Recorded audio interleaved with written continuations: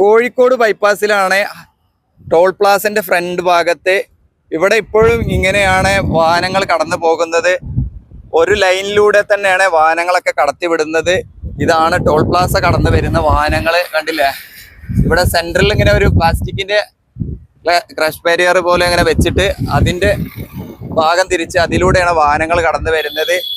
ഇവിടെ ഇതിന്റെ സൈഡിൽ വരുന്ന പഴയ പാലത്തിന്റെ വർക്കുകളൊക്കെ, പുതിയ പാലത്തിന്റെ വർക്കുകൾ കഴിഞ്ഞു. പഴയ പാലം റീവർക്കുകൾ ചെയ്യാൻ ഉണ്ടായിരുന്ന അതിന്റെ വർക്കുകളൊക്കെയാണ് ഇപ്പൊ നടക്കുന്നത്.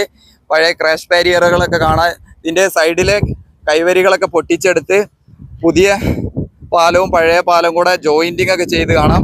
ഇനി ഈ ഭാഗത്ത് ടാറിങ് ആണ് ചെയ്യാനുള്ളത്.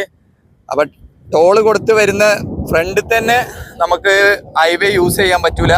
അങ്ങനെ ഒരുപാട് സ്ഥലങ്ങളിൽ ഇനിയും വർക്കുകൾ ചെയ്യാനുണ്ട് നമ്മുടെ അറപ്പുഴ പാലത്തിന്റെ ഭാഗത്ത്. അപ്പൊ ഇതൊക്കെയാണ് നമ്മുടെ കോഴിക്കോട് ബൈപ്പാസിൽ ഉള്ള കാഴ്ചകള്. അപ്പൊ ഇവിടെയുള്ള മുഴുവൻ വീഡിയോ കാണാൻ താഴെയുള്ള ലിങ്കിൽ തൊട്ടാൽ മതി. അപ്പോൾ ഫേസ്ബുക്കിൽ കാണുന്നവര് ഒന്ന് കമന്റ് ചെയ്യുക, നിങ്ങളുടെ അഭിപ്രായങ്ങൾ ഫോളോ ചെയ്യുക.